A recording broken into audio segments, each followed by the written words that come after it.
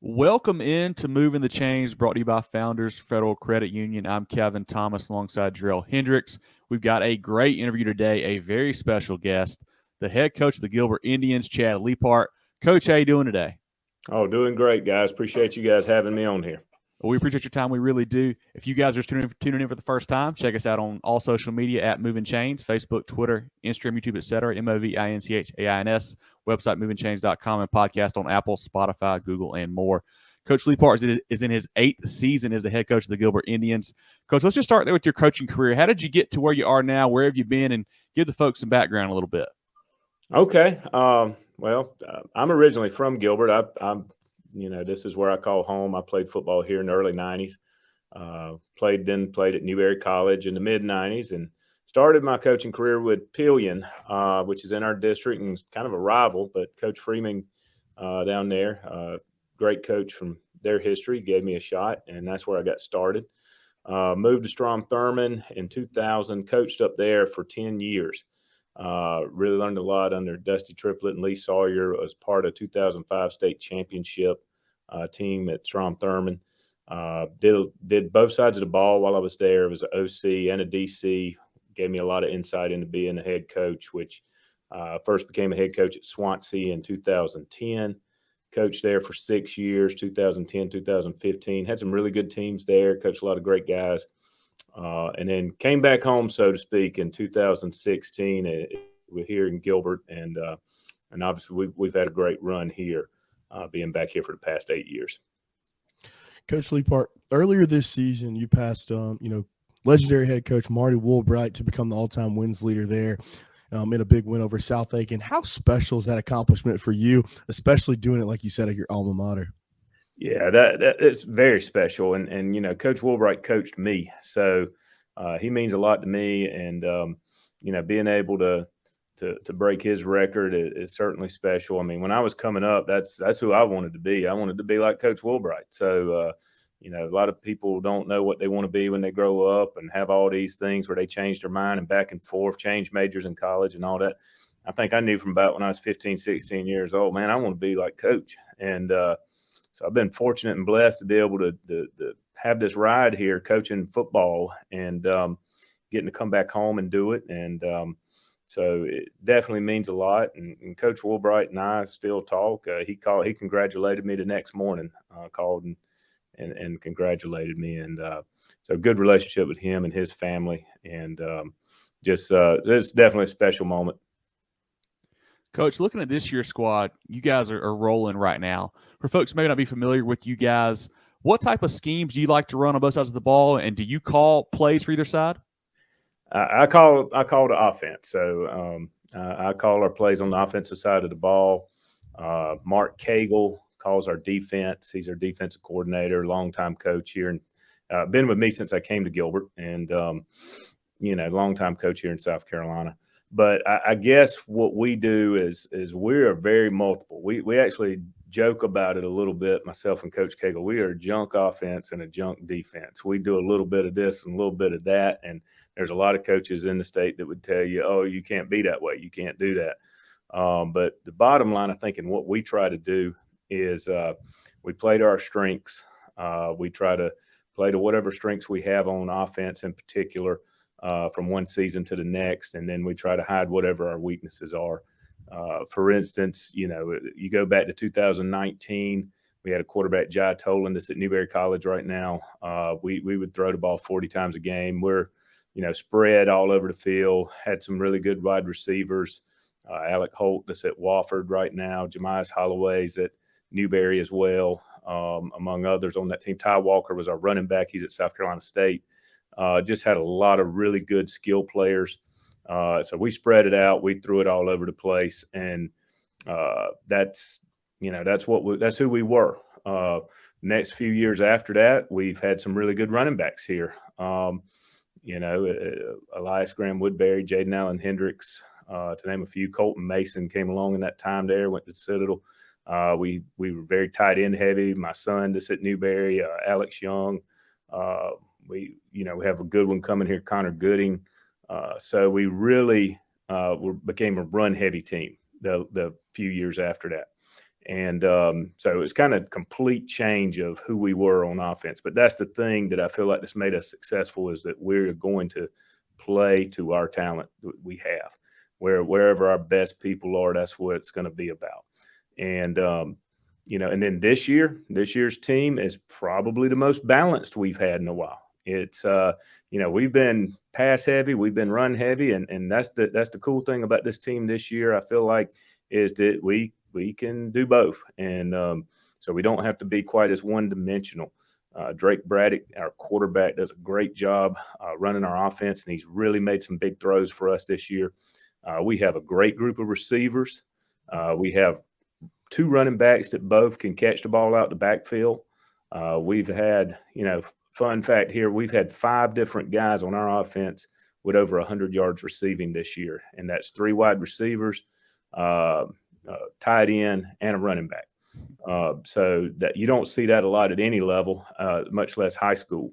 And I think that speaks to our strength in numbers, our strength in balance that we have this year. And that's kind of where our offense is at. And then just some core parts of it is we go tempo. We are a tempo offense, regardless of whether we're running the ball every play or throwing the ball every play. We go fast as we can. We want to get as many plays as we can during the game. We want to line up and have the next play going as soon as possible. We feel like this also stresses a defense.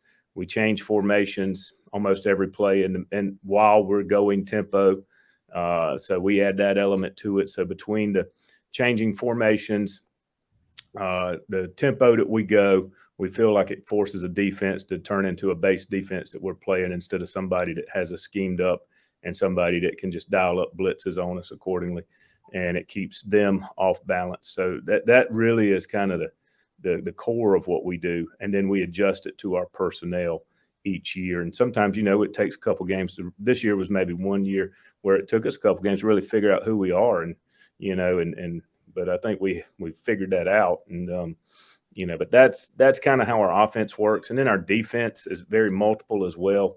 Coach Cagle, it's all about creating confusion for an offense and trying to keep them back on their heels.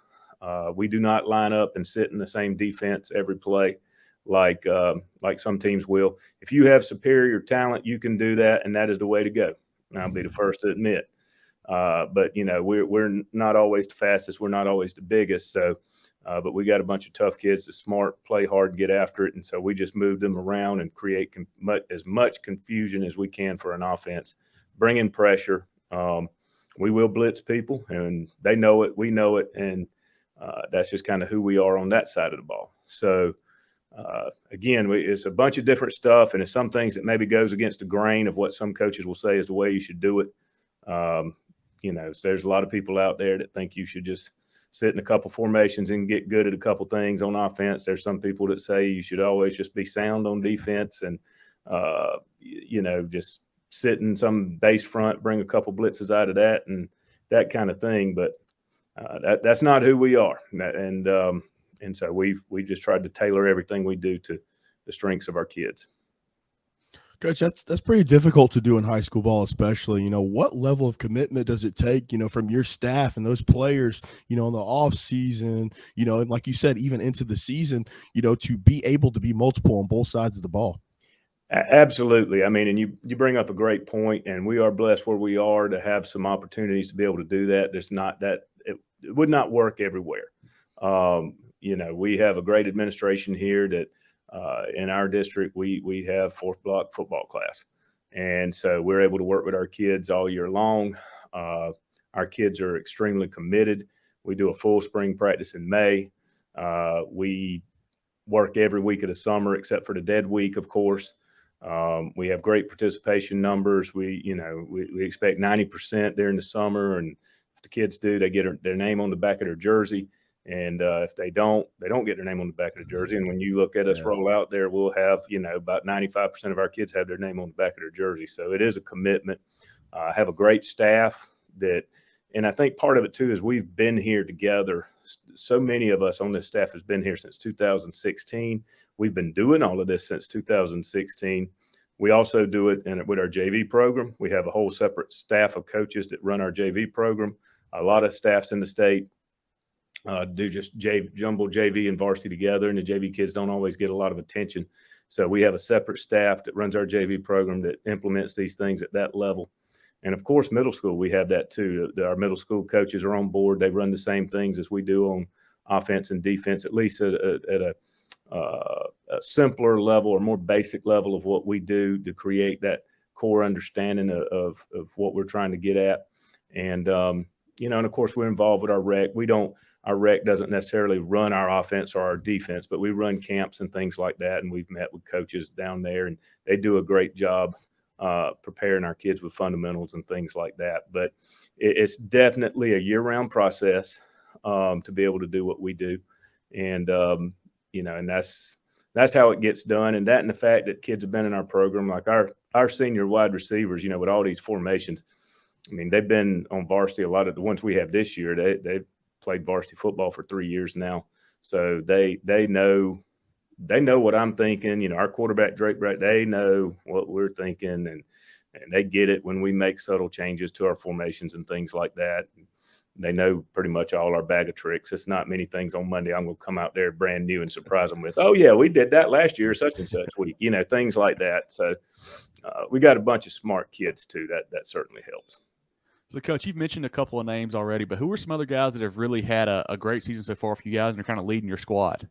Yeah, and I'm going to mention Drake again because, he is the QB. So, and he's really made some big throws for us this year at the quarterback position. He's also been a great leader for us. His leadership has really come on this season. Just doing a great job there, running our offense, making key throws, and leading our team. And that's Drake Braddock. Some other guys offensively, like I said, we got multiple guys that's had over 100 yards receiving. We got Matt Edwards, senior, been in our offense for 3 years now, been a part of it. He's even played quarterback before, and now he's playing wide receiver. Chance Guthrie, been in our offense a long time too, senior.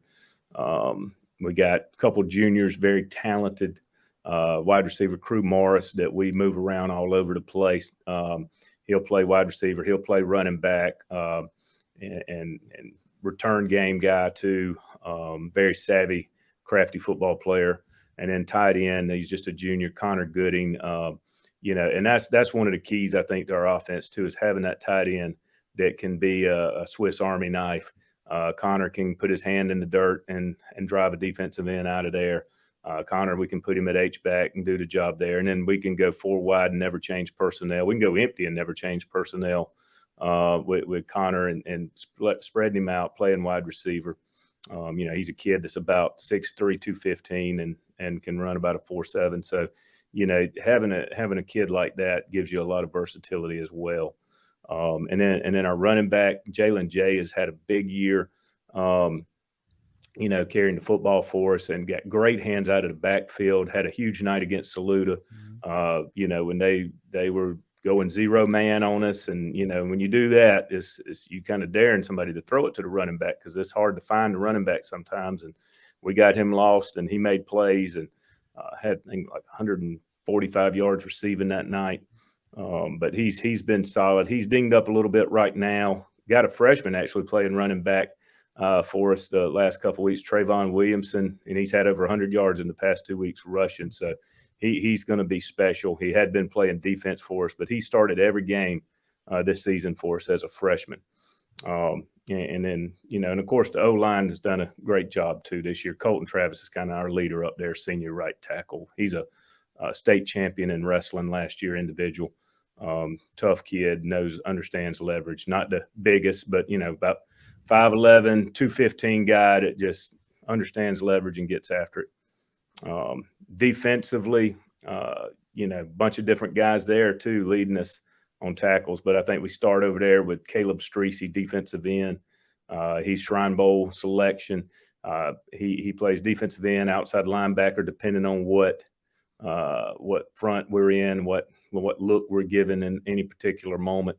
But the big thing that he does is he can come off the edge and wreak havoc. He's a kid that's 6'3", 215, runs a 4.6, and he's rangy, leads us in sacks, probably tackles for loss. And and just causes a lot of disruption on the edge, and great motor. And then really our defensive line, that's like Caleb, you got Xavier Davenport inside at D tackle, Kelvin Blackwell in there. Both of those guys are veterans that have played a lot of football games, 3-year, 2-year starters. And those three up front, and that's where it starts for us. We move them around. We never sit them in the same spot. They're always moving around, slanting, twisting, lining up here, lining up there, creating confusion. And all of them, all three of those guys run under a 5-flat 40. And so if you can have that in high school defensive line, that's pretty good. They're not the biggest by any means, but they're quick, they're fast, and they play hard. Our linebacking core, we've had a couple injuries there, to be honest. Kyler Siegler's been injured, and he was a great leader for us, getting guys lined up. That's so important. Again, having that quarterback on that side of the ball, because we do so many different things, and making sure we're good with what blitzes we're doing, making sure we're in the right alignment. Kyler Siegler was somebody that did a great job at that. And then secondary, Eli Mayer's been great at corner for us this year, locking people down. He's about 5'7", 5'8". People like to take shots at him, but he's been great and up to the challenge all year out there. But just really a lot of veterans on that side of the ball. I think we returned 9 starters on defense from our team last year that went to 3rd round. So that's I guess that's a pretty good wrap up there. Some of our key guys. We got a lot of good guys playing hard right now. Coach, that's perfect. And that's a great segue to my next question. You guys are sitting at 7-0, where every coach wants to be, unblemished, undefeated. But how pleased are you with this particular unit at this point in the season? Oh, it's it's things are going well. We just got to keep challenging our guys every day, and we know we got bigger challenges to come too if we want to do what we want to do. But just real happy where we are. We had some question marks coming in. We've had some key injuries this year. We lost, I mentioned about Kyler, and then, we've had a starting offensive lineman.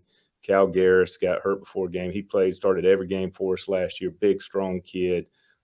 So we had a couple injuries. We have had some things like that. And then, and you're having to replace some people, especially on offense. And, losing our running backs from last year. And so you got some question marks, and you want to see how the guys are going to respond. And they've really met every challenge so far. And, of course, we got a lot more to meet. But real pleased with them so far, and looking forward to getting a little bit better each week, building here as the games get bigger as we go. Yeah. Coach, we had the privilege of being down at a ball game at Gilbert America a couple weeks ago. It's just a great atmosphere, great environment. How would you kind of describe what it means to the community and just what a Friday night's like there in Gilbert, folks who maybe haven't been to a game? Yeah, we're a throwback. We're like the old days whenever the town would shut down and everybody's at the football game. I think what you see at a lot of places now, and we see it when we travel and go to some places, is they'll have their band, they'll have the cheerleaders, and you'll have basically all those kids' parents will be at the game, and that's who's there. And it's a lot of aluminum in the stands. That's where we are now. There's so many other things to do, and but in Gilbert, there's not much else to do. So it's Friday night football is what it's all about. It's the way it was when I played here, and we get people, the entire community, they come out and support us. It's not just mamas and daddies. It's the community members. It's the guy that played here back in 2000, and it's the guys that just graduated all come back too, and everybody else in between. And what that does is it creates a pretty special environment. Our kids get to play in front of a packed house, or at least our side's usually always packed. And this year's really been special because we've started off the season with Batesburg-Leesville, huge rival game. Mm-hmm. They support their kids like ours do, so their side is packed, our side is packed. That's what it's all about. Then, a couple weeks later, we play Lexington, same kind of thing. They support their kids, we support ours. That place is really packed in, and just incredible electric environment for kids on both sides to play in. And then the Saluda game that you guys were at. Saluda, again, is another community they love football, and it's their community's going to come out and support it. And they took the short drive down to our place. And again, it was a great crowd that night, a great atmosphere is what it's all about. And so our kids have been fortunate to play in some games like that. And I think there's some kids in the state that don't get to play in games like that. And that's what I remind our kids, that some places don't have the support we do and that kind of thing. And even at our place, you just go back a couple of years and there was the COVID restrictions, and we could only sell 750 tickets to the football game. And so we had a group of kids that come through for about 2 years. And even the year after that, there were people still scared about coming out because of COVID. So 2020, 2021, we didn't have the support in the stands that we had before those years and that we've had since in the last 2 years. So, I kind of remind our guys that don't take this for granted, playing in front of this packed house on Friday night. There's guys just a couple years older than you never got to do that here because of those things. And so just reminding them of that. And we definitely in a special place, and it's great for these kids to get to play in it. That's definitely a special place. That's one of the best environments, one of the best facilities that we've seen in our time covering high school football. So we really enjoyed it. Take your financial game to the next level with Founders Federal Credit Union. Reach your full potential. Relax. Join Founders today. Visit an office near you or relaxjoinfounders.com to apply. Federally insured by NCUA, member qualification required. Coach, we're going to transition to a couple easier ones. Before that game, we came to see y'all at Saluda. We had a great meal at Price's. What are some of your it was fantastic. What are some of your favorite restaurants in that Gilbert and surrounding areas? Well, Price's is great. I actually don't live very far. I live pretty close to Price's, so that's good barbecue. Yeah. That's 4th of July staple right there. Joey's Sub and Sandwich Shop right here close to the school is a go-to place. Joey's been there since I played. So we would. When I was in high school, we would go over and grab a sub at Joey's before the game and stuff like that. So that's a staple here in our community. And then, and it's not in our community, but folks here, they're going to go to Sheely's Barbecue too, right up the road in Batesburg. And that's kind of a staple here. And Sheely's has always been great supporting us, even though they're in Batesburg. They're sponsors of our programs and things like that. And so certainly do a great job. But I guess barbecue is one of the main things around here, but that's probably everywhere in South Carolina. But got to have the mustard base around here. I'm more vinegar guy myself, but I'll do both. We got excited. We had Prices before the game, so we were excited and disappointed at the same time. We see the concession stands; they had Sheely's barbecue sandwiches that you guys had offered there, and I was like, right. "Kev, we might have messed up. We should have stayed here." So it was awesome to see. I love it. Oh, Coach, I read an interesting article, I think it's from a few years back now, about how you're kind of you're a U.S. history buff. You're a teacher of that. How do you kind of, put some of that into your football coaching and teaching, kind of the kids on that side of the ball as well? Well, there's a lot of things, being a history buff, I've always liked the military aspect of it, military history and study battles and generals and things like that. And how that sometimes plays into athletics is when it comes to leadership and so how do people lead and in battles and things. There's a lot of things we transition over, the whole expression next man up, when somebody goes down and you have to have that next man up mentality. And, that goes back to the days, say Revolutionary War days, when they all used to stand in a line and march across the field and then they get close enough to one another to shoot, and then they just stand there and shoot at one another in wide open field. But when somebody falls down, there were rows of them. That next guy would stand up and fill the ranks. They close the ranks and fill in. And I have used that analogy before when we've had injuries to guys. And hey, next man up, and next man's got to step up and fill the breach and that kind of thing. So we've used things like that, I have. But there's lots of things. U.S. history. We've talked about the Spartan mentality and stuff, because the ancient Greeks and their soldiers and things like that. And I've used some of that stuff with talking to our guys. And but if anything else, it's learning how examples of leadership, I think, through history and that kind of thing. Catch you and your team tomorrow, loading up. You're heading over to Orangeburg Wilkinson. What are you throwing on the playlist? What's on the playlist, the music for the bus ride tomorrow? Oh, I don't know. I don't get into all that stuff with some of the guys. There's no telling what our guys will be listening to. I'm just a guy that I probably don't even listen to any music. My coaches, they'll have all the earbuds in and AirPods and all those different things. And man, I'll just sit there and just kind of look at the road and just get my mind right on the bus, and just kind of, it's all quiet, and just kind of get focused and dialed in that way, and look at the nature out the window, man. That's kind of the way I am, and roll, and think about what we need to do. So yeah, I'm going to go back to back here because I know Kevin's got a good one to wrap things up. How cool is it? Your son, you mentioned your son Gray earlier in the interview. Yep. He's a redshirt freshman at Newberry. You played at Newberry as well. How cool is it for him, to see him progress through your program, get that college, offer to go play there at your alma mater as well? And then does he have any aspirations to coach as well? Yeah, no, it's special. I think anytime coach gets to coach his son, it's a blessing and a curse sometimes, because I was probably harder on him than some of our other guys, but I just expected that, demanded it, and but he always handled those things the right way, and we just were always, when that practice was done, I was dad then. I was coach on the field, and then I was dad as soon as it was done.